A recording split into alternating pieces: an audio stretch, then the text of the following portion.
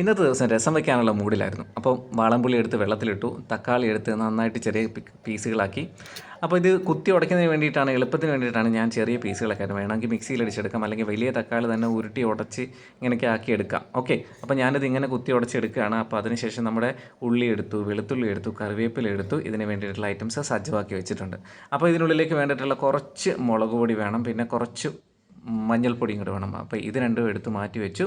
അതിനുശേഷം നമ്മുടെ അടുത്ത താരമായിട്ടുള്ള ചീനച്ചട്ടിയെ നമ്മൾ ഗ്യാസിലേക്ക് വെച്ചിട്ട് എണ്ണ ഒഴിച്ചു ചൂടായിട്ട് വരുമ്പോഴേക്കും നമ്മൾ നല്ല കടുകിട്ട് വറുത്തൊരു നമ്മുടെ സെയിം കടുകെടുത്ത്, കടുകാണല്ലോ കടുക് കുറച്ച് ടേസ്റ്റ് തരുന്ന സംഭവമാണെന്ന് തോന്നിയിട്ടുണ്ട് എനിക്കല്ലേ, നിങ്ങൾക്ക് തോന്നിയിട്ടുണ്ടെന്ന് എനിക്കറിയത്തില്ല. കറിവേപ്പില ഇട്ടു, പിന്നെ നമ്മുടെ ചതച്ച് വെച്ചിരിക്കുന്ന ഉള്ളി, വെളുത്തുള്ളി ഇതിന് ചേർത്ത് നന്നായിട്ട് നമുക്കൊന്ന് മൂപ്പിച്ചെടുക്കാം.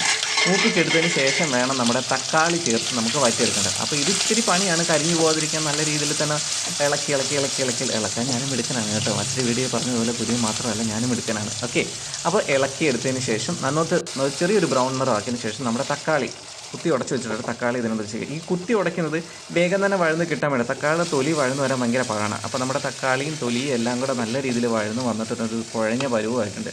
ഇതിനുള്ളിലേക്ക് വേണം നമ്മുടെ ബാക്കിയുള്ള മിക്സായിട്ട് ചേർക്കാൻ വേണ്ടിയിട്ട്. അപ്പം മുളക് പൊടി ചേർത്തു, മഞ്ഞൾപ്പൊടി ചേർത്തു, പിന്നെ ക്രഷ്ഡ് പിന്നെ നമ്മുടെ കുരുമുളക്. അപ്പോൾ കുരുമുളക് പൊടി അത് ക്രഷ് ചേർക്കുന്നതായിരിക്കും കുറച്ച് നല്ലത്, പൊടി ചേർക്കുന്നതിനെക്കാട്ടി കുറച്ച് നല്ലത് നമ്മളിങ്ങനെ കുത്തി ഉടച്ചെടുത്തിട്ടുള്ള കുരുമുളക് ചേർക്കുന്നതാണ്. പിന്നെ ആവശ്യത്തിന് നമ്മുടെ പുളിവെള്ളം, നേരത്തെ മാറ്റി വെച്ചിരുന്ന പുളിവെള്ളം ചേർത്തു, വെള്ളം ചേർത്തു, ആവശ്യത്തിന് ഉപ്പ് ചേർത്തു, കായപ്പൊടി ചേർത്തു. കായപ്പൊടിയുടെ മണം രസത്തിന് മെയിനായിട്ട് നിൽക്കുന്ന കാര്യം എന്ന് പറയുന്നത് കായപ്പൊടിയുടെ മണം തന്നെയാണ്. അപ്പോൾ നമ്മുടെ അടിപൊളി രസം ഇന്നത്തെ ദിവസം റെഡിയാക്കി എടുത്തിട്ടുണ്ട്.